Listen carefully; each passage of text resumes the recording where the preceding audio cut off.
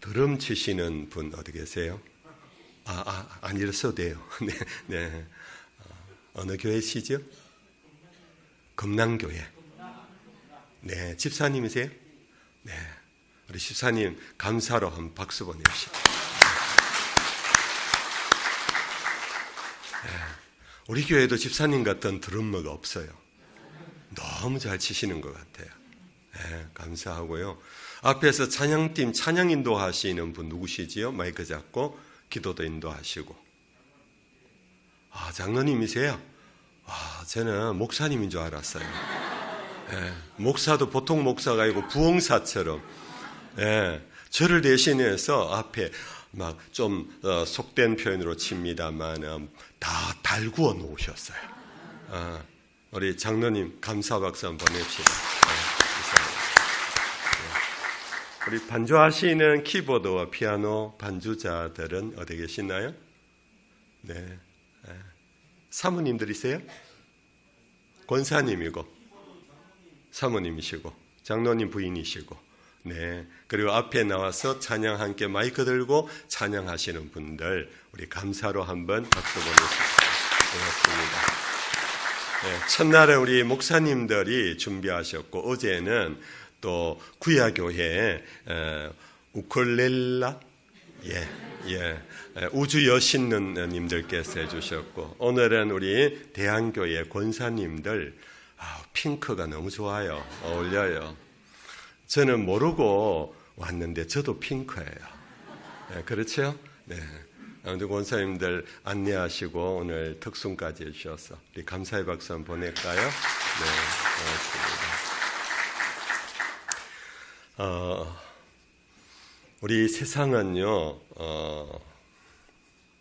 회자 정리라는 말이 있어요. 회자. 만나는 사람은 정리, 이별이 정해져 있대요. 그래서 우리는 만나면은 헤어지는 것이 당연한 것이고, 시작이 있으면 끝이 있고, 그래야 빨리 천국 갈 거 아닙니까? 네. 그래서 3일 짧은 시간인 것 같은데 저는요 한 석주 여기 같이 있었는 것 같아요. 느낌이. 여러분들께서 이렇게 만장해 주시고 여러분들 설교 듣는 그 표정이 제 마음의 감동이에요. 우리 간문교회 연합 집회에 참여한 성도들은 말씀에 대한 사모하는 마음이 아주 유독한 것 같아요. 아주 집중해 주셔서, 그러다 보니까 제가요 10분 안에 끝날 설교를 1시간을 하게 되더라고요. 그래서 여러분들께 너무 감사를 드립니다. 오늘 이제 마지막 시간입니다. 마지막 시간인데 여러분들, 우리 신앙의 마지막은 목적은 뭘까요? 신앙생활의 마지막 혹은 다른 말로 목적이 뭘까요? 네, 우리 신앙의 마지막 목적은 내가 예수를 믿었어요. 하나님의 은혜를 받았어요. 그리고 예배 생활을 통하여 내 믿음이 자랐어요. 그런 사람이 반드시 해야 할 마지막은 주의 복음을 전하는 겁니다. 아멘. 전도자가 되는 거예요. 이 집회만 참석하고 나가서 꽂아놓은 보릿자루처럼 집에서 아무 말도 안 하고, 친구들 모임에서도 예수 믿는 티도 안 내고 그냥 얌전하기만 하면은 우리가 이렇게 모여서 시간도 드리고 함께 모여서 에너지를 많이 쏟아내는데 그것이 열매가 맺혀져야 되는데 그게 바로 전도예요. 여러분들 전도하기를 축복합니다. 우리 대표 기도하시는 장로님들 거의 공통된 제목이 더욱 믿는 자들이 많아지게 하옵소서. 정말 중요한 기도예요. 중요한 기도예요. 예수님이 오셔서 당신 모든 것을 우리를 위하여 쏟아 부으신 것은 우리만을 위한 것이 아니라 이 땅에 모든 인생들을 위하여 피를 쏟아 놓으신 거예요. 우리가 먼저 믿었을 뿐이에요. 우리가 좀 더 빨리 예수를 알았을 뿐이에요. 주님은 먼저 믿은 우리, 빨리 알게 된 우리를 통하여서 너희는 가라. 너희는 가라. 어디까지? 땅 끝까지 가라. 그래서 여러분들, 우리는 전도와 선교가 이 집회의 마지막 우리 마음의 다짐이 되어야 하는 것입니다. 여러분들, 성령이 임하셔야 되는데요. 성령이 임하셔야 권능을 받고 예루살렘과 온 유대와 사마리아와 땅끝까지 이르러 내 증인이 뭐라고요? 되리라 그랬어요. 되어야 한다 하고 명령하지 않고, 그래서 우리는 전도와 선교를 하기 위해서는 반드시 성령을 받아야 돼요. 성령의 권능이 없으면은 우리는 예루살렘을 떠날 수 없어요. 여기서 예루살렘과 온 유대와 사마리아와 땅끝이라는 것은 지리적, 물리적 거리가 확장되는 것을 의미하기보다 더 근본적인 것은 뭐냐 하면은 예루살렘은 당시의 수도권이에요. 요즘 우리하고 똑같아요. 수도권의 사람들은 지방에 안 내려오려고 그래요. 이 혁신도시에 많은 수도권의 사람들이 도로교통공사, 그리고 한전, 아주 큰 높은 빌딩에 불이 다 켜져요. 밤새도록 불이 켜져 있는지 모르지만 제가 이제 귀가할 때, 숙소로 돌아갈 때 보니까 밤 9시가 넘는데 불이 다 켜져 있더라고요.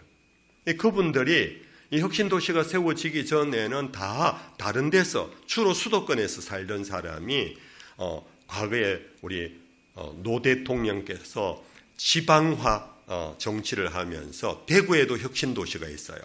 김천 혁신도시가 대구 못지않게 번화가예요. 그런데 그분들이 대통령의 정치 전략은 온 나라가, 온 국토가 균형 있게 발전해보자. 이래서 이제 공기업을 이 지방으로 흩었거든요. 근데 공기업의 사람들이 김천으로 발령나면요, 그분들은 인상이 찌그러져요. 죄송합니다. 여기 혹시 그분 있습니까? 용서하십시오. 근데 일반적인 거예요. 일반적인 수도권에서 지방으로 가면 좌천됐다고 생각해요. 여러분들, 그렇게 생각할 수밖에 없는 것이 우리나라는 수도권 중심의 정치, 경제, 교육, 문화가 그 중심이 거기에 다 있어요. 그래서 남편들은 내려와서 어쩔 수 없이 이 지방에서 하지만은 내 자식 교육을 위해서는 아내와 자녀는 다 수도권에 두고 와요. 여러분들 몰랐지요? 몰랐지요? 그래서 주간에는 이 지방의 공기업들이 불을 켜고 일을 많이 하는 것 같아. 주말만 되면 이분들이 다 자기 가족이 있는 곳으로 올라가요. 김천만 그런 게 아니에요. 대구도 마찬가지예요. 그 대구의 혁신도시 가면은 아주 큰 빌딩들이 많은데 그 빌딩에 일하는 사람들을 위해서 이제 뭔가 꿈을 갖고 상가를 매입하고 임대를 해서 식당이 들어서고 상가가 들어서고 막 그랬는데 6개월이 지나도 장사가 안 되고 결국은 견디지 못해서 다 털고 나가버려서, 제 여기는 조사를 안 했습니다만은 대구 혁신도시는 가면 절반이요 임대 매매 빈 상가들이에요. 이 얘기 계속하면 제가 좀 특정한 그분들에게 욕을 얻어먹을까 해서 이 정도만 하고요. 그게 왜 그러냐? 여러분들도 만약에 수도권에 있으면 똑같을 거예요. 저는 지방에 있는 사람 서울 한번 올라가면은 어지럽고 복잡해서 여기서 어떻게 사나 그렇지만은 수도권에서 이미 정착하신 분은요 너무 편리하대. 모든 기반 시설이 다 돼 있고 그래서 너무 편리하대요. 그리고 음악 연주회라든지 기타 연극이라든지 모든 어떤 문화 행사는요 지방에는 1년에 한두 번 하지만은 수도권은 계속 진행돼요. 사람들의 문화의식이 올라가고 삶의 질이 올라가고 풍성해져요. 그러니까 지방으로 안 내려오려고 그러는 거예요. 제가 이 얘기를 강조하는 것은 병렬로 예수님 당시도 초대 기독교의 로마 시대 때도 마찬가지였어요. 로마 중심이었고 그리고 이스라엘 안에는 예루살렘 중심이었어요. 여러분들 아시는 대로 이스라엘 사람들은 1년에 적어도 3번의 절기를 지키는데 이것은 3일이 아니에요. 절기가 어떤 절기는 일주일이 되고 어떤 절기는 2주간이 되고 아주 길어요. 근데 세계로 흩어졌던 디아스포라 유대인이요, 절기가 되면 예루살렘으로 다 올라가서 예루살렘 성전에서 예배를 드려야 되는 거예요. 예루살렘 이외에는 성전이 없어요. 성전이 없어요. 그러니까 특별히 신앙 중심의 이스라엘 사람들은 가까운 성전이 있는 곳에 있기를 원하지 않아요. 대제사장도 예루살렘에 있고 아주 유명한 랍비들도 율법교사들도 예루살렘에 다 있고 그분들의 요즘으로 치면 설교와 강연을 들으려면은 예루살렘 밖에서는 못 들어요. 그러니까 예루살렘이 지금의 우리나라 수도권과 같은 그런 중심성을 갖고 있어요. 그러니까 그 예루살렘 사람들이 복음을 전하러 온 유대로 가라 그러면 잘 안 가요.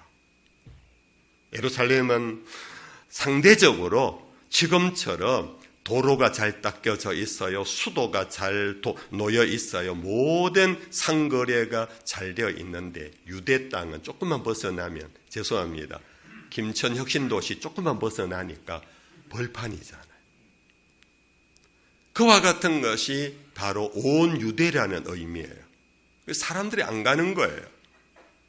더구나 사마리아는 어떤 곳입니까? 사마리아는 여러분들 과거 이스라엘의 역사 속에 남북이 갈라져 있을 때 북쪽 이스라엘을 점령한 아수르가 이 사람들이 군사력으로는 정복됐는데 그들의 혼은 정복을 못했어요. 그러니까 신앙심에 똘똘 뭉쳐져 있던 그 북쪽 이스라엘 사람들을 정복을 못해서 묘수를 낸 것이 뭐냐 하면은 다른 이민족을 그 지역으로 이주를 시켰어요. 세월이 가면서 자연스럽게 그 안에서 혼혈족이 생겼어요. 그러니까 순수한 이스라엘 사람들이 사라져 버렸어요. 그래서 남쪽 유다에 있던 사람들은 그 사마리아에 있는 혼혈족을요 거의 이방인처럼 취급하고 남쪽 유다 사람은 그 사마리아 성을 지나가지를 않았어요. 북쪽 갈릴리 지방으로 가려면 요단강을 건너서 동쪽 우회를 하고 갈릴리로 갔어요. 그 정도로 사마리아인들은 불가촉 천민과 같았어요. 접촉하면은 부정탄다고 여겼던. 근데 거기에 복음을 전하러 들어가려면 맨정신으로 들어갈 수가 없어요. 더구나 땅끝은요, 이방인들은 구약성경에 보면 개라고 표현되어 있어요. 죄송합니다. 우리도 그렇지요. 욕 중에 가장 큰 욕이 한국 사람들이 개 자식이라 그러잖아요. 자식으로 제가 순화했습니다. 그만큼 이방인들은 혐오적인 존재예요. 그런데 복음을 들고 너희는 모든 족속에게로 가라. 가서 그들을 제자 삼아 아버지와 아들과 성령의 이름으로 세리를 주고 내가 너희에게 분부한 대로 그들에게 가르치라. 볼지어다 내가 세상 끝날까지 항상 너희와 함께 있으리라. 이게 우리 주님이 마지막 주신 명령이거든요. 명령은 받았는데 현실은 예루살렘에서 유다 시골로 못 들어가는 거예요. 사마리아로 못 들어가는 거예요. 땅끝까지 못 가는 거예요. 멀어서 못 가는 게 아니에요. 계층의 차이, 문화의 차이, 이민족의 차이, 그래서 안 가는 거예요. 그래서 예수님께서 부활하시고 제자들과 40일을 같이 지내면서 천국 복음을 다시 그들에게 확정시켜 주시면서 너희들은 지금 떠나면 안 된다. 너희들이 지금 불타는 열심으로 복음 전하러 떠나면 너희들 다 실패 본다. 너희들이 온 유대 땅에 들어가려면, 사마리아 성에 들어가려면, 땅끝에 개 같은 사람들과 섞여 살려면은 너희들의 의지로는 안 된다. 성령이 오실 때까지 기다려라. 성령이 너에게 임하시면 무엇을 받고? 권능을 받고. 이때 권능이라는 것은 dynamis라는 헬라어인데 영어에서는 다이나마이터예요. 너희가 이 성령의 폭발적인, 너희들을 폭파시키는, 너희들 스스로 생각하고 계산하고 갈까 말까 해서는 못 간다. 성령이 임하시면은 너희들을 폭파시킨다. 이 폭파시킨다는 죽인다는 것이 아니고 너희들의 자의식으로는 못 가니까 성령이 너희들을 밀어낼 것이다. 밀어붙일 것이다. 그래야 너희들이 갈 수 있다. 이것이 바로 성령이 임하시면 받는 권능이라는 겁니다. 여러분들 돌아와서 좁혀볼까요? 여러분들이 누구에게 전도하러 가잖아요. 전도하러 갈 때 누구에게 주로 갑니까? 만만한 사람을 찾잖아요. 내하고 친한 사람, 오랫동안 알고 지냈던 사람, 그런 사람 중에 먼저 전도하려고 그러잖아요. 왜냐하면 뭔가 말이 통하거든요. 그런데 교회에서 해마다 전도 집회를 해요. 도시교회는 과거에 그랬거든요. 1년에 몇 차례를 해요. 그러면서 VIP를 적어내고 뭐 베스트 블렌더라고 그런 이름을 적어내고 그래서 전도를 동원시키려고 막 촉구를 해요. 근데 몇 년은 해요. 몇 년은 적어낼 사람이 있어요. 아는 사람이 있는 거예요. 친한 친구도 있고 회사에서 가깝게 지내는 동료도 있고 이웃 누구 엄마도 있고 적어내요. 근데 몇 년 지나면 적어낼 사람 다 적어내버리는 거예요. 그 사람 한 번 왔다가 더 이상은 안 오는 사람이에요. 그래서 언제부턴가 이게 먼저 전도자를 작정해서 내라 그러면은 작정할 사람이 없었어. 장로님부터 안 내요. 권사님도 안 내요. 안수집사도 안 내요. 오히려 초신자들이 막 적어내요. 왜 그런지 아세요? 장로님, 권사님, 안수집사님은요, 교회 생활 10년, 20년, 30년 평생을 하다 보니까 점차 자기 주변에는 예수쟁이밖에 없는 거예요. 여러분들 그렇죠? 저는 이 농촌 지역은 어떤지 모르겠어요. 한 10년, 20년 지나다 보면은 예수 안 믿는 친구들은 점차 떨어져 나가고 예수 믿는 사람, 교인들만 내 주변에 소복이 있는 거예요. 그러다 보니까 전도할 대상이 없다라는 거예요. 근데 이제 교회에 오신 분들은요, 그 주변에 불신자 투성이에요. 그러니까 이분들은 막 적어낼 사람이 많은 거예요.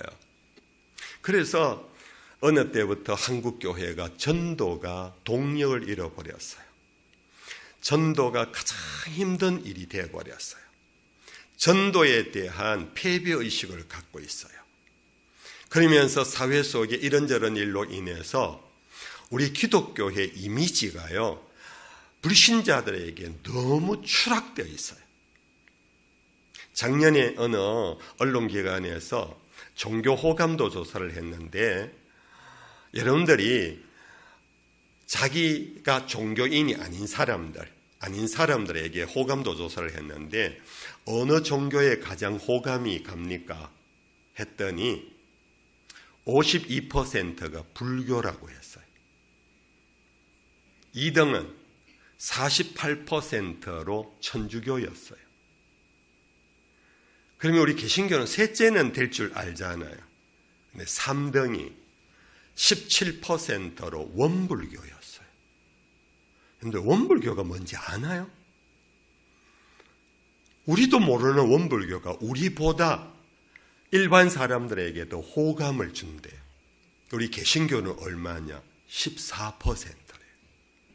이 사회적으로 이 호감도가 떨어져 있고 사회적으로 이제 교회 다닌다 그러면은 그냥 외면하고 무관심해진 오늘의 이 한국 사회 속에서 전도한다.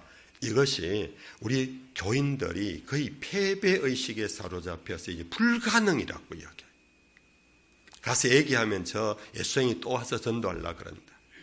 이 말하지 않아도 내 너무 많이 들어갖고 안다.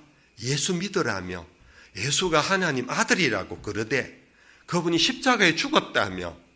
근데 내하고 무슨 상관이야. 나는 아무 상관없어.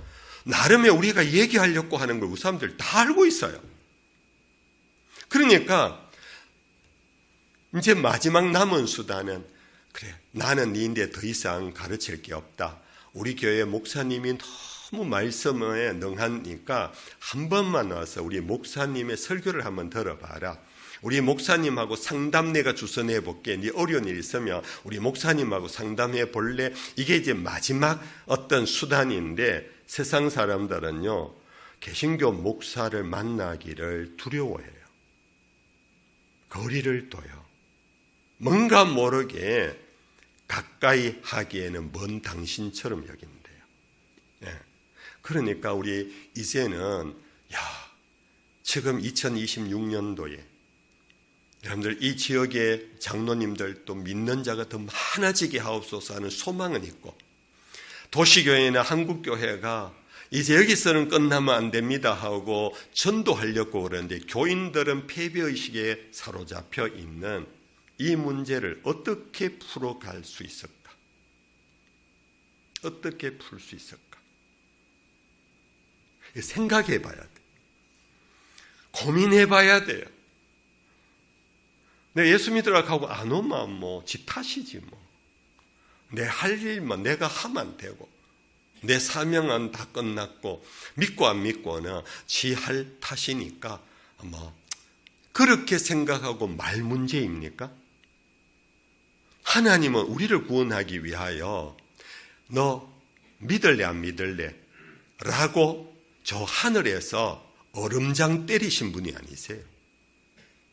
우리 한 사람 한 사람 각기 제 길로 간 양 한 마리처럼 여기고 그 한 마리 양을 찾기 위하여 밤이 맞도록 다시 들러 나간 목자처럼 하나님이 세상을 이처럼 사랑하사 독생자를 보내셨어요. 하나님은 당신 전부를 투자했어요. 경제적인 용어입니다. 하나님은 당신 전부를 투자해가지고 우리를 구원하려고 하는데 우리는 해보고만 안 되면 말고 내 그냥 예수 믿더라 교회 한번 가보자 했는데 안 오더라 막 그건 택한 백성이 아니라서 그럴 거야. 이러고 말 문제일까? 그래서 제가 오늘 마지막으로 여러분들하고 나누고자 하는 말씀이 오늘 이 본문이에요. 본문의 말씀 우리 같이 한번 읽어봅시다. 같이 한번 읽어봅시다. 로마서 14장 18절 19절 시작.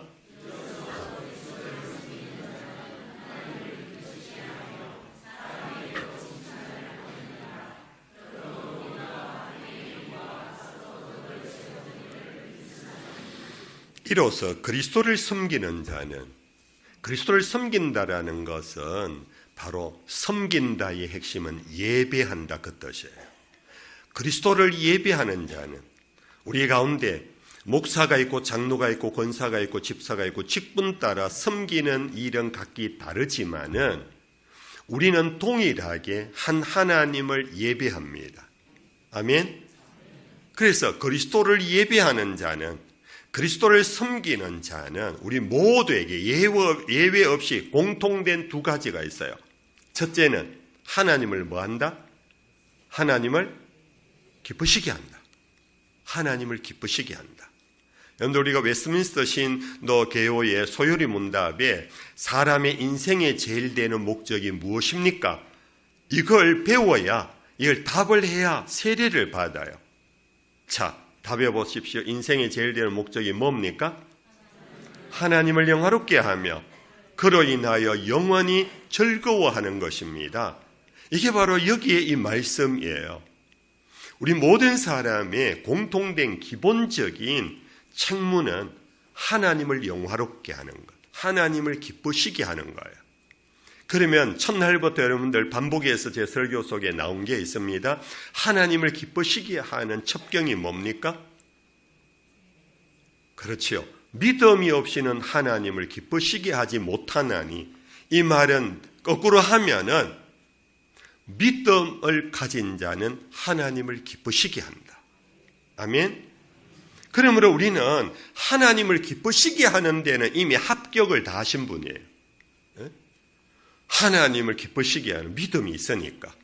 근데 그 믿음이 내용이 뭐라고요? 하나님께 나아가야 돼요. 그 예배하러 나아가야 되는 거예요. 나아갈 때 두 가지를 믿어야 한다 그랬습니다. 하나는 반드시 그가 계신 것을 믿어야 하며, 두 번째는 그를 찾는 자에게 선물 주시는 자이심을 믿어야 한다.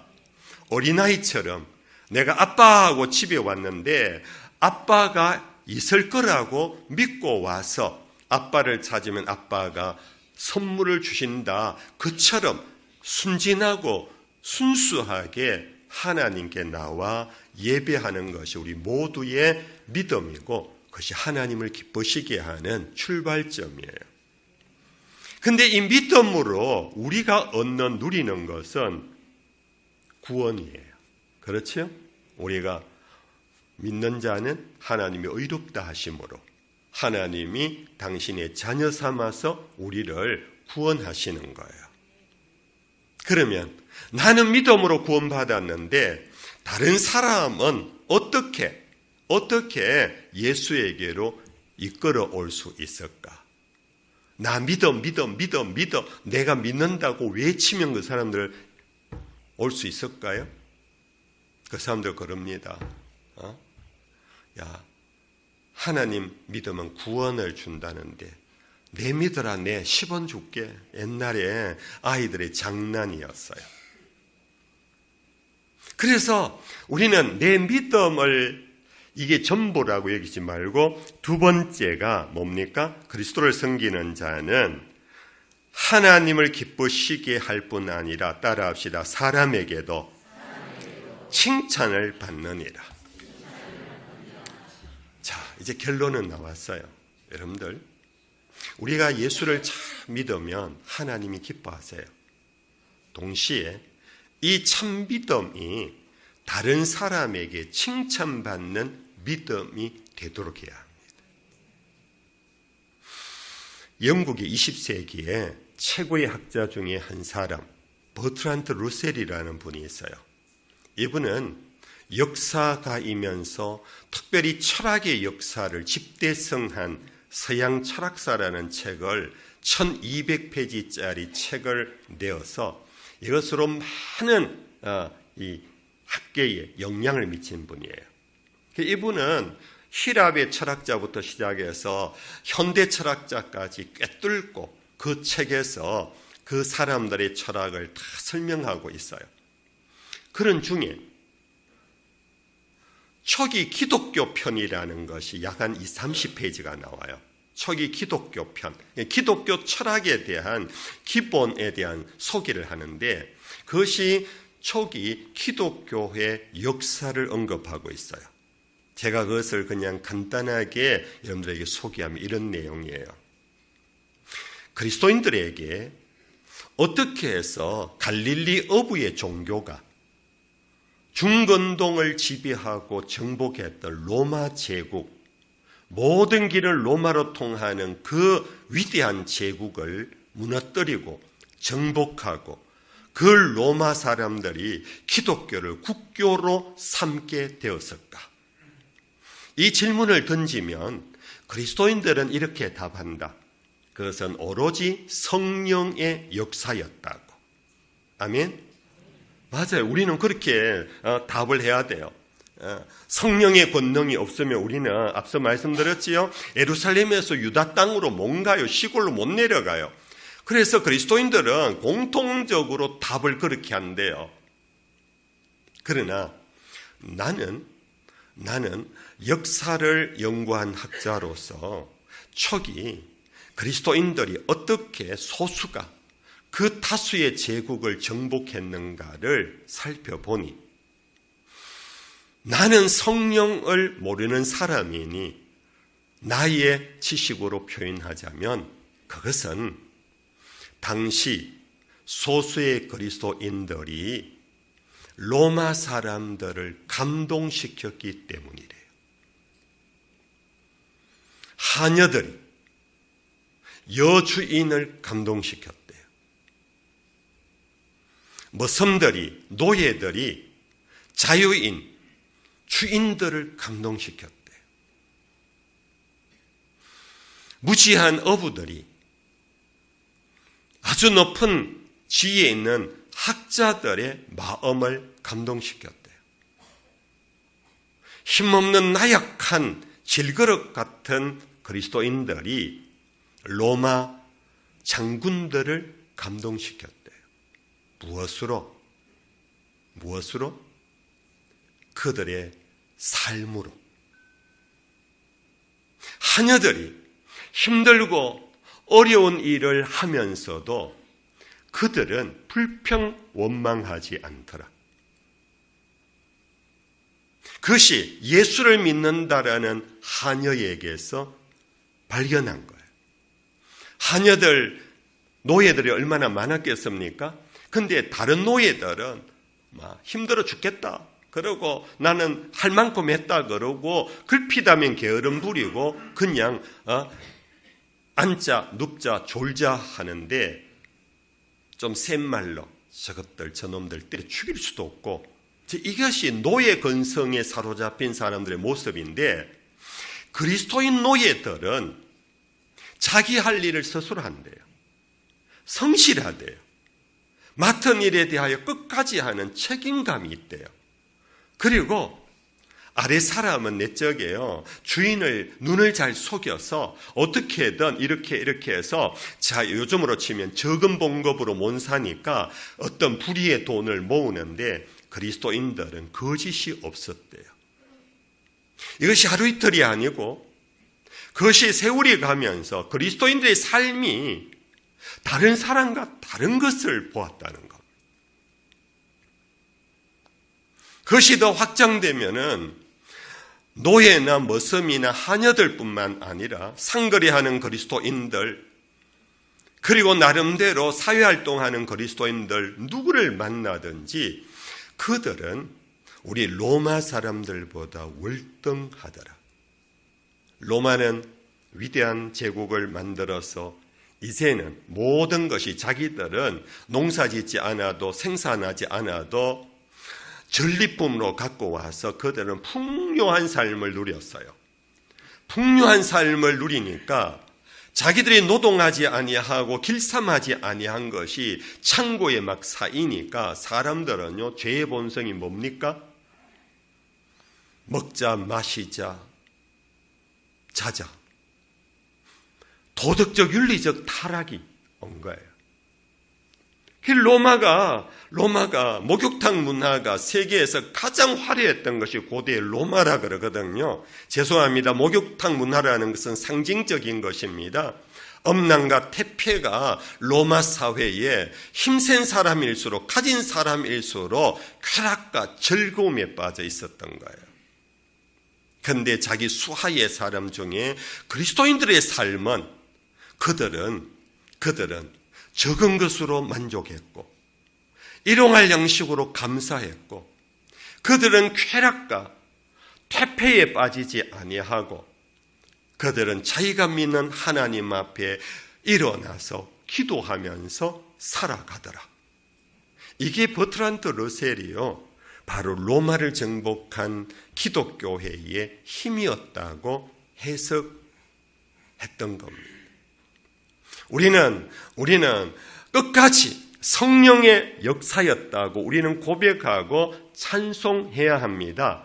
그러나 버트란트 러셀이 말한 그 말은요, 성령의 역사가 어떻게 나타났느냐 하면은 성령 받은 사람의 삶의 변화였다는 겁니다.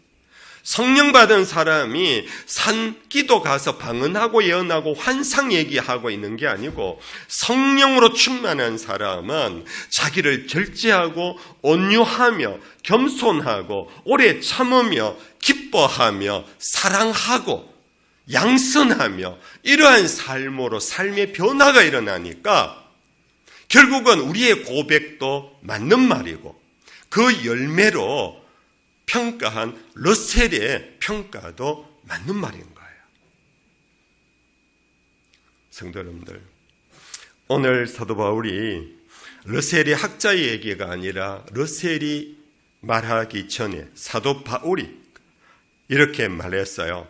그 다음 15장에 가면은 이런 말씀이 있어요. 15장에 가면은 1절에 믿음이 강한 우리는 마땅히 믿음이 약한 자의 약점을 담당하고 자기를 기쁘게 하지 아니할 것이라. 우리 각 사람이 이웃을 기쁘게 하되 선을 이루고 덕을 세우도록 할지니라. 초기 그리스도인들은요, 자기의 기쁨을 위하여 사는 자가 없었다. 자기의 기쁨을 위하여 살지 아니하고 우리 각 사람이 이웃을 기쁘게 하는 것이 그리스도인들의 삶의 방정식이었어요. 그래서 로마서 앞부분에 보면 사도 바울이 이런 말을 했어요. 우리 가운데 아무도 자기를 위하여 사는 자도 없고 자기를 위하여 죽는 자도 없나니 우리는 사나 죽거나 누구 것이라고요? 주의 것이라. 오늘 우리는 예수님을 주님하고 부르는데 주님이라는 뜻이 뭐지요? 주인님이라는 뜻이에요. 그러면 나는 그 주인의 소유물인 거예요. 그런데 입술은 주야 하는데 나의 주인 노릇은 여전히 내가 하고 있어요.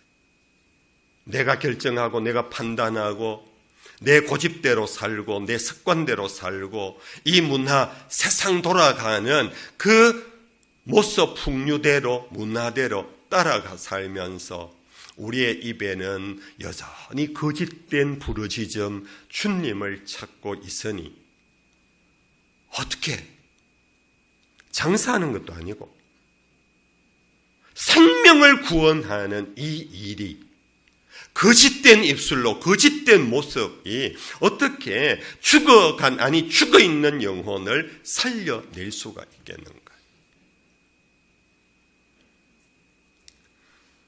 설교하는 저도 이 설교가 쉬운 설교 아닙니다.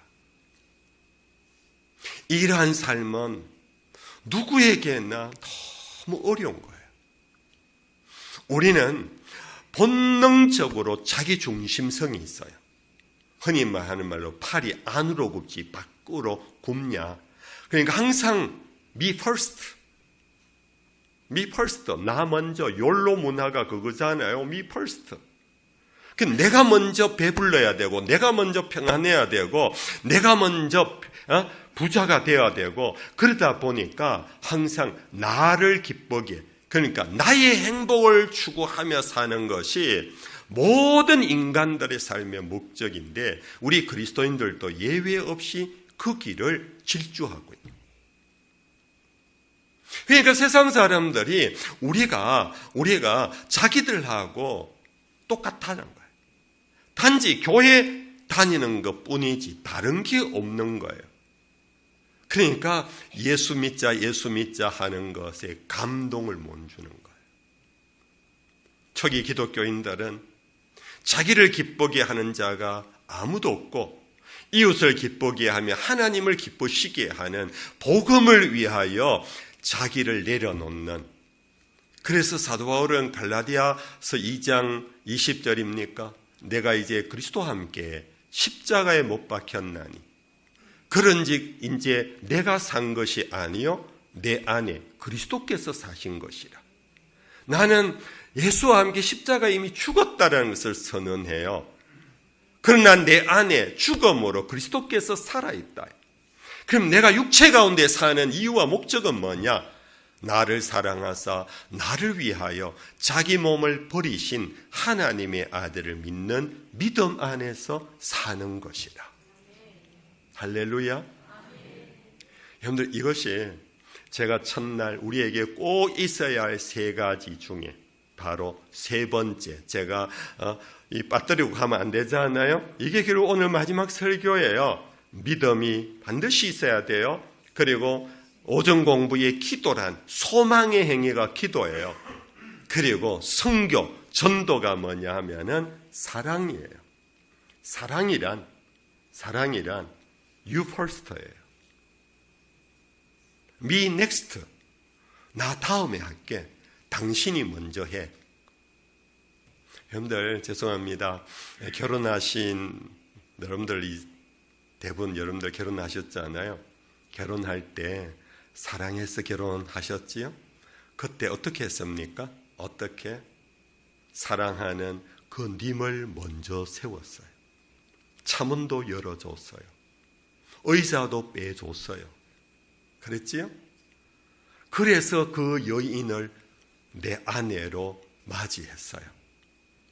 결혼한 후에 3년까지는 조금씩 이어갔는데 3년이 지나자 자기가 먼저 앉고 밥상머리에 앉아갖고 자기가 먼저 숟가락 들고 밥 다 먹고 난 다음에 아직도 다 먹지 못한 아내에게 물 떠오라 그러고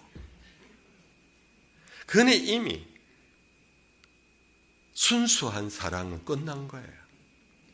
사랑이란 당신 먼저예요. 선물 주는 것, 포옹하는 것, 이런 것이 사랑의 행위 중에 하나지만 그러나 사랑의 본질은 사랑하는 그분을 위하여 사는 것이 사랑이에요.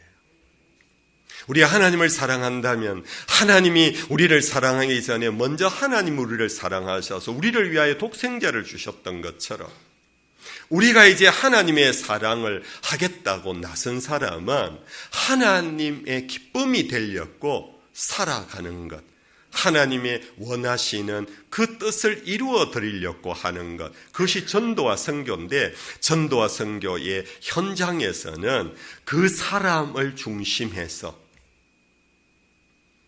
그 사람을 위하여. 그래서 제가 이제 말씀을 맺으면서요, 여러분들 동양 윤리 가운데 동양의 유교 문화의 덕이 아주 강조되고 있어요. 예. 여러분들 유교의 윤리라는 이것은 한자어에서 사람 인변에 바퀴 윤자가 윤리 윤자예요. 사람이 바퀴가 돌아가듯이 같이 돌아가는 것, 그것이 윤리예요. 이 같이 돌아간다라는 것이 다른 말로 말하면 덕이에요. 덕. 오늘 여기에도 그런 말씀이 있지요. 그러므로 우리가 화평의 일과 서로 덕을 세우는 일을 힘써나니, 이 같이 돌아가는 덕, 그것을 4가지로 설명하고 있어요. 여러분들 학교 다니면서 아마 배우셨을 거예요. 인, 의, 예, 지라는 거예요. 근데 이것이 공자가, 맹자가 가르쳤기 때문에 우리는 그거 배우면 안 돼라고 할 게 아니에요. 우리 성경에 이 인의 예지가 성경 안에 고스란히 다 있어요. 여러분들 인이란 뭔가? 척은지심이에요. 척은지심이라는 것은 불쌍히 여기는 마음이에요. 불쌍히 여기는 마음이란 동정심만을 의미하는 것이 아니에요. 요즘 말로 말하면은 공감하는 마음이 척은지심이에요. 누가 아프면은 아이고 많이 아프겠다 혀 한번 차고 그냥 지나가는 동정심은 우리 누구에게나 일반적으로 다 있어요. 그런데 그 아픈 환자뿐 아니라 환자의 보호자 가족들을 바라보면요, 병 환자보다 더 힘들게 살아가는 것이 가족들이거든요. 우리 교회 교인들 가운데도 그런 경우들이 있을 겁니다. 집사님 웃잖아. 내 기도해 줄게. 처음에는 고마워요. 근데 우리 교인들이요, 부도 수표를 얼마나 남발하는지 몰라요. 기도해 줄게 해놓고 기도를 하는 사람이 그리 많지 않아요. 근데 기도를 해줘도 그냥 기억해서 한 번씩 그 사람들을 두고 그냥 하나님 앞에 보고서 올리듯이 해요. 그분들은 감동까지 안 받아요. 감동이란 뭐냐? 그 가족의 마음으로, 아픈 환자의 마음으로 품고 그가 나인 것처럼, 내가 그인 것처럼 정말 진심, 순심으로 기도하는 것이 바로 공감이에요. 여러분들 성경에 대표적으로 예수님께서 요한복음 제11장에 보면은 예수님이 갈릴리에서 전도하시다가 예루살렘으로 올라갈 때, 예루살렘까지 먼 거리라서 지치고 피곤할 때쯤 되면은 바로 그 입구에 마을이 하나 있었어요. 그게 무슨 마을일까요? 베다니라는 마을이에요. 이 베다니에 들어가면은 항상 예수님이 오시면은 맞이하고 환대해주는 3남매 가정이 있어요. 누굽니까?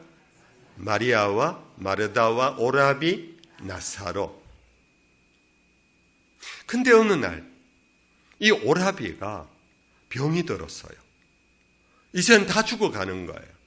그래서 마리아와 마르다가 인편을 통해서 예수님에게 전가를 했어요. 예수님이 빨리 오시면, 예수님이 여기 계시면 우리 오라비가 죽지 않을 건데, 그렇게 전달을 했는데 예수님이 늦게 오셨어요. 이미 죽은 후에 도착한 거예요. 이미 장례를 치루었어요. 이미 무덤에 들어가 있어요. 근데 우리는 3일장이라서 오늘 죽으면 내일 하루 지나고 모레 아침에 발이 나잖아요. 그런데 유대인들의 장례는요, 보통 서민들도 일주일은 장례를 하는데요. 그리고 사랑이 많고 정이 많은 가정은 더 하고, 그리고 부잣집은 더 하고, 그렇게 하는데, 아무튼 예수님이 도착했을 때 마리아와 마르다가 아버지처럼 의지하고 살았던 오라비가 죽었으니까 얼마나 절망이겠습니까? 그래서 울고 있었어요. 동시에 마을 사람들도 불쌍해서 같이 눈물을 찍어내고 있었어요. 예수님이 와서 그 모습을 보시고 어떻게 했을까요? 어떻게 했을까요? 제가 목회하다 보면요, 어떻게 했을까요? 하는 이 질문에 이런 답처럼 행동하시는 분이 있어요. 어느 가정에 남편이 좀 일찍 세상을 떠났어요. 요즘 그런 경우들이 들어있잖아요. 부인이 하늘이 무너지는 것 같은 절망에, 슬픔에 빠졌어요. 하루 종일 울어도 눈물이 마르지를 않아요. 교회 믿음 좋은 기도 많이 하는 권사님들이 와서 위로한다고 왔는데, 이 젊은 40대 집사가 계속 울고 있는 모습을 보고는 믿음이 아주 많은 권사님이 와서 어깨를 툭툭툭툭, 김 집사 됐다 마, 그만 울어라. 우리는 하나님 믿잖아. 남편 그동안 믿음 생활 잘했잖아. 지금 벌써 하늘나라 갔을 거야. 울지 마. 너무 그래 울면은 믿음 없는 거야. 울지 마. 근데 이 김 집사가 그 슬픔을 권사님 와서 덩 두드린다고 눈물이 또 그치겠습니까? 계속 우니까 권사님들이, 김 집사 계속 그러면 여기 우리 못 있어, 우리 가. 그러면서 가버리는 거예요. 여러분들, 그 권사님의 믿음이 틀린 것은 아니에요. 그렇지요? 우리는 죽으면 아버지 집에 가요. 아멘?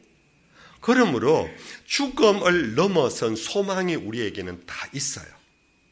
그럼에도 불구하고 그 슬픔을 당한 당사자는 믿음이 없어서 우는 게 아니에요. 사랑했고 함께 살아왔던, 앞으로도 수십 년 더 함께 살 것이라고 의지하고 믿었던 내 남편이 젊은 나이에 세상을 떠나면 자기도 모르게 울 수밖에 없어요. 그것을 공감해 줘야 돼요. 예수님이 오셔가지고 마리아야, 마르다 이리 와봐라. 내 오빠가 죽었다고? 나는 부활이요 생명이잖아. 나를 믿으면 죽어도 살아. 살아서 믿는 자는 영원히 죽지 않고 영생을 얻어. 이제 됐어. 이렇게 예수님이 모습을 보였다면 앞에 제가 말씀한 권사님이 맞는 거예요. 근데 예수님 어떻게 하셨는지 아세요? 그들을 보시며 민망히 여기시고 우시더라. 예수님이 우셨어요. 하나님의 아들이 우셨어요. 그 울었다라는 눈물 속에는 오라비를 잃어버린 그 마리아와 마르다의 슬픔에 함께 들어간 거예요. 히브리서에는 예수님을 이렇게 말했어요. 죄는 없으시지만은 우리의 연약함을 그대로 채울하셨다. 이 채울이라는 말은 영어를 써 죄송한데 empathizer와 sympathizer라는 두 단어가 있는데요. empathizer는 흉내 낼 수 있는 행동을 의미하고 sympathizer는 흉내 내는 연극 배우가 아니라 정말 자기 일처럼 울고 자기 일처럼 아파하는 것을 sympathizer라고 그래요. 예수님께서 우리의 연약을 채우려 하셨다는 것은 우리처럼 배가 고팠어요. 우리처럼 목이 말랐어요. 우리처럼 목마르다 하셨어요.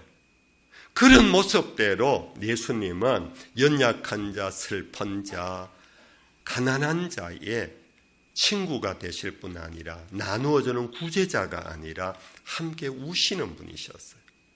그래서 베다니 마을 사람들이 예수님이 우는 모습을 보시고 요한복음 11장 이랬어요. 예수께서 우는 것을 보시고 그들이 이러기를 과연 저가 이들을 정말 사랑했구나. 저가 누굽니까? 예수가 이들 마리아와 마르다를 정말 사랑했구나. 이게 바로 여러분들 찐 사랑이에요. 죄송하지만 이렇게 예수님처럼 할 수 없다 할지라도 우리는요, 그 연약한 자와 아픈 자, 고통에 있는 자, 여러분들 그 부정적인 뿐만 아니라 여러분들 이웃에 좋은 일도 있을 거예요. 네? 좋은 일. 누가 서울대 합격을 했어요. 누구 집에 자녀가 잘 되어가지고 사법고시 합격했어요. 그러면 제가 다니다 보니까 이 시골 쪽에는 현수막까지 내걸더라고요. 누구 집 손주 누구 이러면서. 여러분들 근데 세상 사람들은요, 사촌이 논을 사면 뭐하다? 배가 아프다. 우리에게는 셈이 다 있어요. 셈이 왜 나는가? 그는 그고 나는 난데 그는 잘 되고 나는 왜 안 되는가 해서 셈이 나는 열등감이 생기는 거예요. 공감이란 뭐냐? 그의 기쁨에 내가 함께 기뻐해 주는 것이 공감이에요.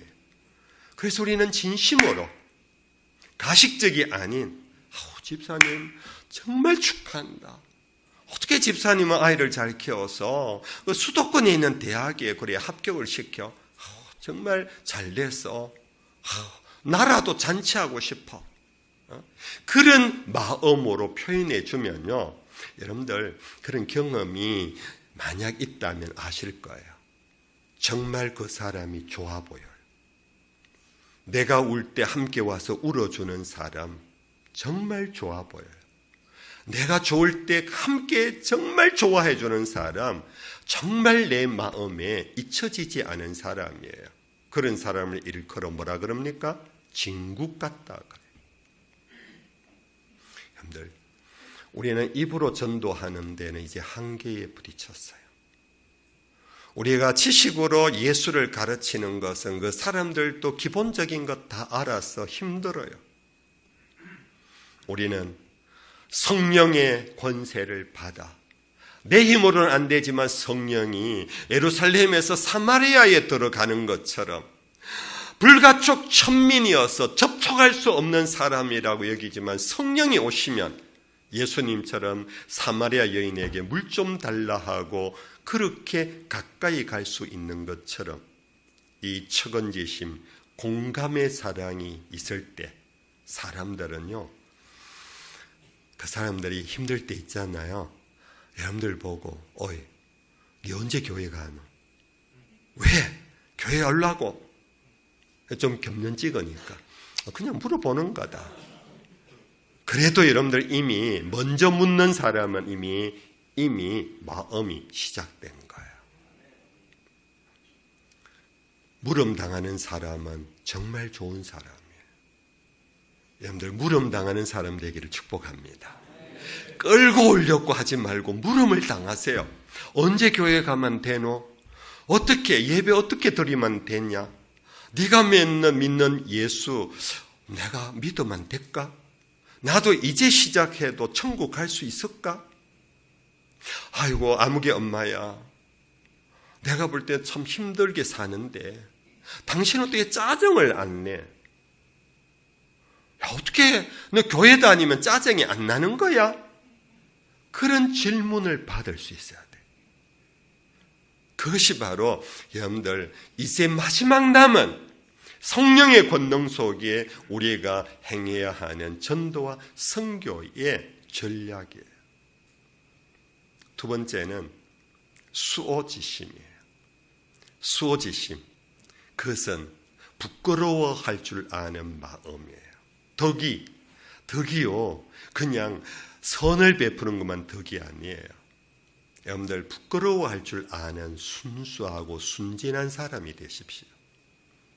나는 다 이룬 것처럼, 나는 예수 믿고 이제는 완전히 선량한 사람이 된 것처럼 하면 세상 사람들은 알거든요. 참 뻔뻔하다 저 인간. 내가 모르는 줄 아나. 네 언제 어떻게 안 했나. 참 뻔뻔해. 교회 다니는 사람 너무 뻔뻔해. 이런 소리 여러분들 많이 하는 거 여러분들 아시나요?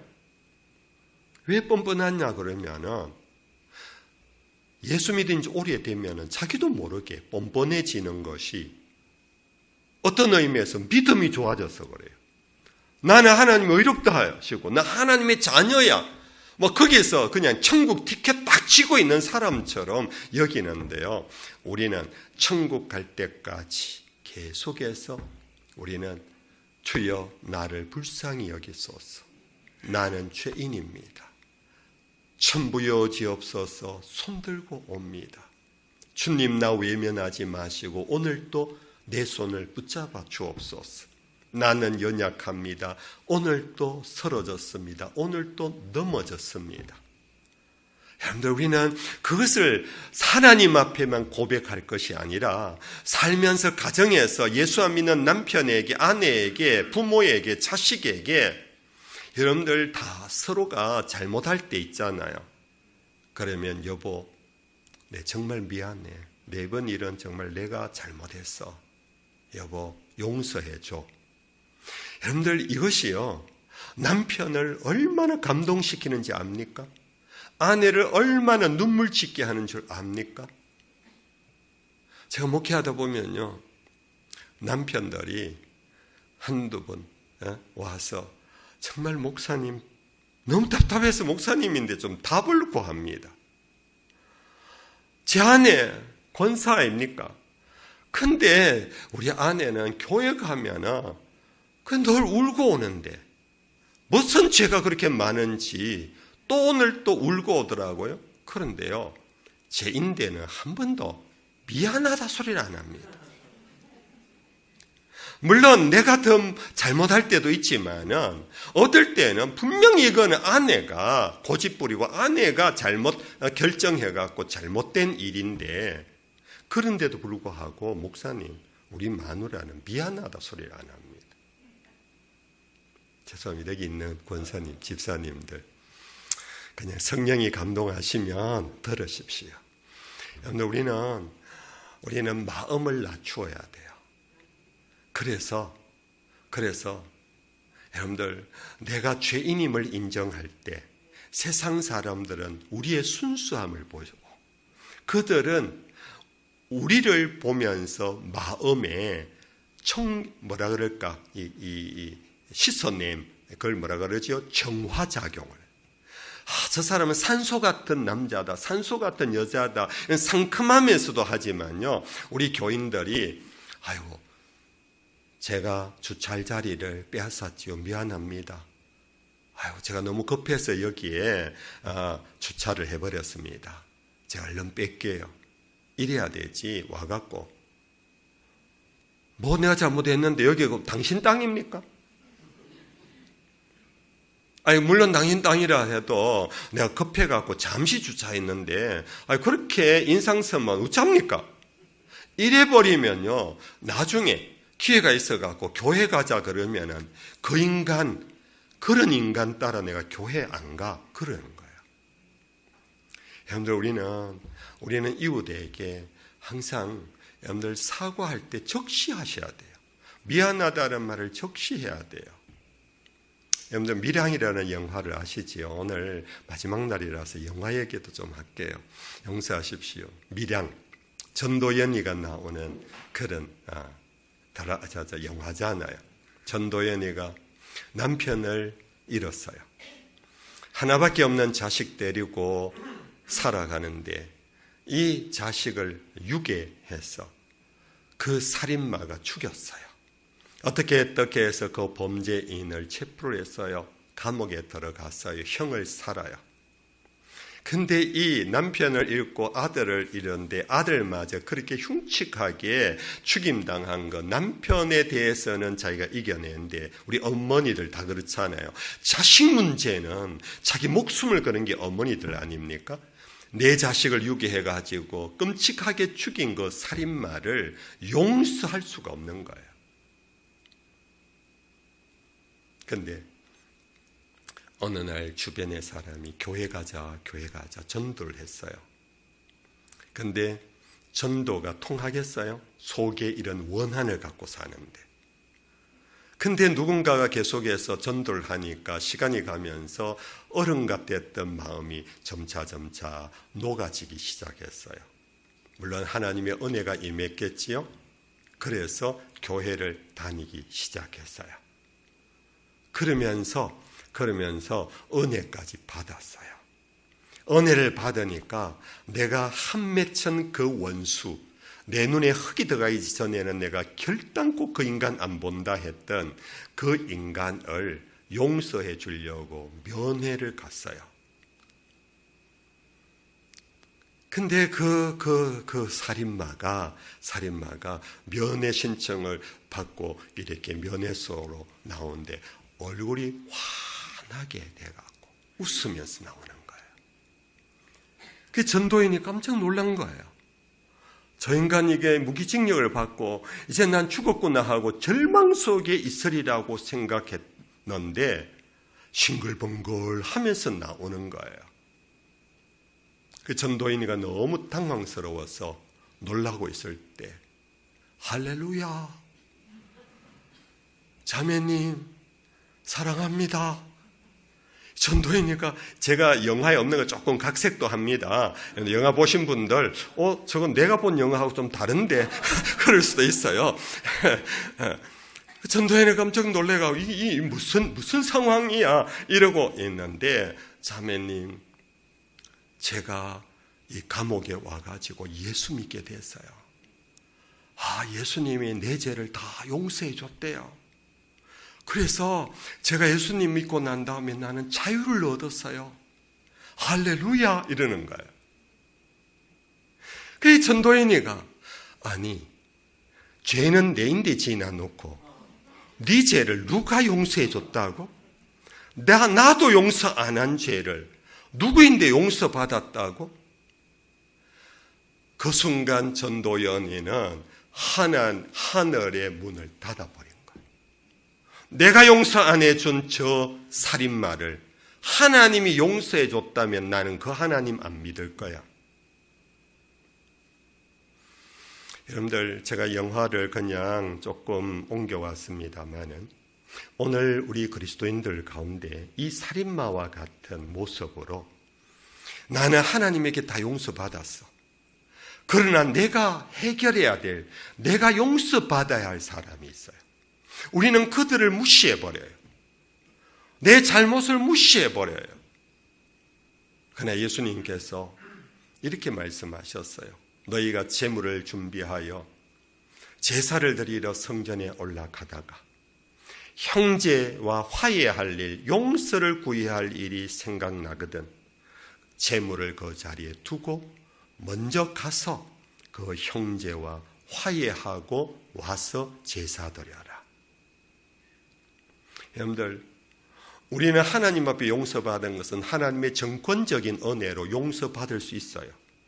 그러나 내가 용서받은 이 은혜로 다른 사람을 전도하려면은 우리는 내 죄가 얼마나 중한 죄인가를 인정하고 부끄러워할 줄 아는, 그래서 우리는 다른 사람에게 죄송합니다, 용서해 주세요 라고 자기를 낮출 수 있을 때 하나님의 용서가 진정 내 속에 역사하는 거고, 용서받은 죄인은 내가 잘못한 사람에게 가서 잘못했다고 고백할 수 있을 때 그것이 참으로 용서받은 증거라고 할 수 있는 거예요.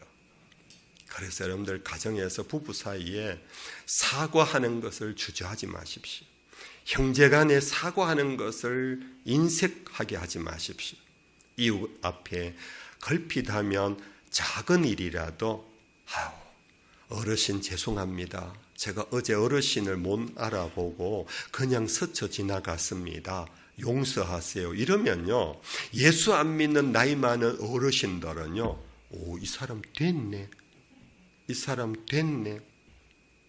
제가 우리 대구에 들어오는 이 새 목사님들 있잖아요. 다른 지역에서 오는 새 목사님들, 요즘 서울에서 부산에서 대구로 담임으로 많이 와요. 그럼 이제 제가 대구 터줏대감이라고 와서 목사님 대구에서 목회를 어떻게 하면 좋습니까 하고 한 번씩 이렇게 상담하러 와요. 제가 몇 마디를 해주는 중에 꼭 그렇게 해요. 목사님, 이건 참고하세요. 대구는 설교자라는 목사, 기도에 뜨거운 목사보다는 된 목사를 찾고 있습니다. 그 목사 됐네. 이 인정이 있어야 대구에서 목회 성공합니다. 고개 끄덕끄덕 하시는 분이 있어요. 하나님 앞에 인정받는데 사람에게 인정 못 받으면은 우리 목사들이요, 좀 질주하는 본능이 있어요. 자기 신학으로, 자기가 갖는 어떤 목회 철학으로 내가 이 교회를 이렇게 하리라 하고 막 질주하는데, 그러다 보면 사람과의 관계가 막 부딪히고 갈등이 일어나요. 그럴 때 물론 모든 목사 그런 게 아니고 극소수의 목사님은 나는 하나님 앞에서 목회한다, 나는 하나님 앞에서 받은 사명을 감당한다, 이러다가 죄송합니다, 목회 실패 보고 일찍 떠나는 목사님들이 많아요. 얘는 제가 누워서 침 뱉었어요. 그런데 목회 세계만 그런 게 아니에요. 우리는 세상에서 여러분들 불신자 세계 속에 여러분들은 다 목자로 나가는 거예요. 잃어버린 양을 찾으러 하나님 여러분들을 그 잃어버린 양을 찾으러 보내는 목자라고 여기십시오. 여러분들 그럴 때에 우리는 사람 되었다 라고 인정받으면 그때부터 여러분들은 그 사람의 코를 꿰는 거예요. 내가 가자 그러면 그 사람들은 올 수밖에 없는. 이해가 되시면 아멘. 세 번째는 사단, 단이라는 말은 끝자락 실마리인데 세 번째 실마리는 뭐냐? 사양지심이에요. 사양지심이라는 것은 알지요? 사양한다, 양보한다는 뜻이에요. 덕이란 뭔가? 양보하는 거예요. 누가 양보하면 사람이 깜짝 놀래요. 요즘 시대에 양보하는 사람이 있네? 다 저마다 자기가 먼저 기회를 놓치지 않으려고 하는데 저 사람은 먼저 하세요. 주차자리가 하나밖에 없는데 어떻게 교묘하게 비슷한 시간에 주차가 왔어요. 그러면요, 서로 멱살까지 싸우면서 자기가 먼저 주차하려고 하는 게 요즘 도시 사람들의 모습이에요. 그럴 때 우리 참 좋은 덕 있는 교인은요, 제가 차 빼드릴 테니까 먼저 하세요. 이러면 그 사람은요, 그냥 고맙다라는 정도가 아닙니다. 저 사람이 어떤 사람이지? 몇 동에 사는 사람이지? 우리 아파트 문화니까 도시는. 그러면서 그 사람을 마음속에 담아놓아요. 나중에 언젠가 기회 있으면 또 다른 기회에 만납니다. 아이고 지난번에 주차에 양보해 주셔서 제가 참 수월했습니다. 고마웠습니다. 언제 기회 있으면 차 한잔 하지요. 이러면서 친구가 되어가요. 여러분들 그것이 선교와 전도에 얼마나 중요한 컨택트 포인트, 접촉점이 되는지 몰라요. 그런데 이게 놓치면 나는 다시는 이 기회 없다 하고 항상 자기가 먼저 하려고 하면은요, 나중에 우리가 교회 다니는 거 알면은 그래 맞아 역시 예수쟁이구나 이렇게 되는 거예요.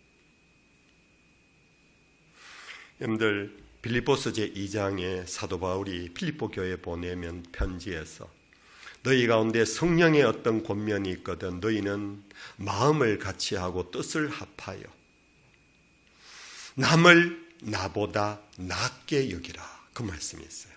남을 나보다 낫게 여기라. 많은 분들이요 발음이 비슷한데요 남을 나보다 낫게 여겨요. 덕이란 뭐냐? 객관적으로 내가 나아요. 그러나 덕은 내가 객관적으로 나아도 남을 나보다 낫다고 그렇게 여겨주는 것이 덕행이에요. 우리 가문면의 성도 여러분들이 이것이 하나 둘 사역하다 보면은 어느 날 점차 믿는 자들이 막 여러분들 일어나게 될 것입니다. 마지막 말씀으로 마지막 네 번째 단은 시비지심이라는 말인데요. 여러분들 공감한다고 무조건 그 사람 편에 가고 내가 부끄럽다고 해서 늘 낮추고 먼저 하세요 하고 양보하다 보면은 뜻밖에요 이상한 후유증, 이상한 부작용이 생겨요. 이게 뭐냐? 선과 악을 구분하지 않고 행할 때가 있어요. 옳고 그름을 생각하지 아니하고 그래서 덕을 완성시키려면 시비지심 옳음과 그름을 분별하는 능력이 덕을 열매 맺게 해준다. 그렇게 가르쳐요. 여러분들 시편 제1편에 복 있는 사람은 악인의 길을 쫓지 아니하고 죄인의 길에 서지 아니하고 오만한 자의 자리에 앉지 아니하며 오직 여호와의 율법을 즐거워하여 여호와의 율법을 주야로 묵상하는 자라. 사랑하는 우리 간문의 성도 여러분들이요, 여러분들 정말 좋은 목사님들을 만났어요. 제가 와서 이번에 목사님들하고 식사하고 교제하다 보니까요, 와, 이런 분들이 대구에 와도 아주 큰 교회 목회하시겠다. 우리 목사님들이 대부분 다 그런 분들이에요. 근데 여러분들 이 농촌 지역에 와서 여러분들을 목양한다라는 것은 얼마나 귀한 목사님인지 몰라요. 여러분들 이제 얼마 있지 않으면은요 우리 목사가 줄어들어요. 지금 도시에서는 젊은 30대, 20대 신학생이 절반으로 줄어들었어요. 저희 교회 같이 좀 큰 교회는 지금도 부목사가 열 몇 명이고 전도사가 열 몇 명이고 이러지만은 500명 밑으로 교회는요 교육 전도사 구하기가 어려워요. 그러다 보면 한 10년 지나면요 이제는 목사가 이 농촌 지역에 들어와서 목회하실 분이 없을지도 몰라요. 여러분들 정말 여러분들을 이끌어가는 목사님을 존귀 여기십시오. 물론 목사님도 여러분들 존귀하게 여길 거예요. 여러분들 목사님을 존귀하게 여긴다는 것은 맛있는 음식을 대접하는 것을 의미하는 게 아니에요. 물론 그러면은 또 더 좋고 이때 웃어줘야 되는데 목사님을 존귀하게 대접하는 것은요 목사님의 말씀을 잘 배우셔야, 목사님이 여러분들의 신앙을 지키기 위하여 하는 여러 많은 교육 훈련 프로그램에 여러분들 참여하셔야 돼요. 왜? 시비지심을 가지려면. 옳고 그름을 분별하지 못하면은 그냥 된 사람이 아니라 그냥 그저 좋은 사람이 되다 보면요, 이 사람 저 사람하고 손잡고 가다 보면은 통일교하고도 같이 가고, 또 뭡니까? 구원파하고도 같이 가고, 하나님의 교회 사람하고도 같이 가고, 또 요즘 문제 많은 그 뭡니까? 신천지하고도 같이 가고 이래요. 그래서 한국교회가요, 그러다 보니까 정말로 사이비한 이게 많아졌잖아요. 정말 우리가 선교와 전도를 위하여 하나님을 기쁘시게 할 뿐만 아니라 사람에게 칭찬받는 교회가 되려면 여러분들 세 가지 마음, 척은지심과 수호지심과 사양지심뿐 아니라 시비지심, 옳고 그름을 잘 터득하고 있어요. 앞으로 우리 모든 교회가 목사님을 중심해서 말씀의 교회가 되기를 축복합니다. 진리의 교회가 되기를 축복합니다. 그래서 사이비하고 이단들이 이 관문 지역에는 발붙일 곳이 없도록 해서 우리가 전도하는 사람이 그들에게 빼앗기지 아니하고 그들에게 현혹당하지 아니하고 우리의 삶의 모습을 보고 우리의 믿음을 보고 감동받아 이 관문에 있는 모든 건강한 교회로 함께 모여들어서 하나님의 나라가 세워지는 그런 놀라운 은혜가 있기를 주님의 이름으로 축복합니다. 축복하겠습니다. 우리의 유일하시고 영원하신 주 그리스도 예수의 은혜와 우리의 참 아버지이신 하나님의 불변하신 영원하신 사랑하심과 우리의 보혜사이신 성령의 위로, 교통, 함께하심이 이 자리에 있는 모든 예배자들, 관문의 주의 백성들 위에 영원토록 함께 있을지어다. 아멘.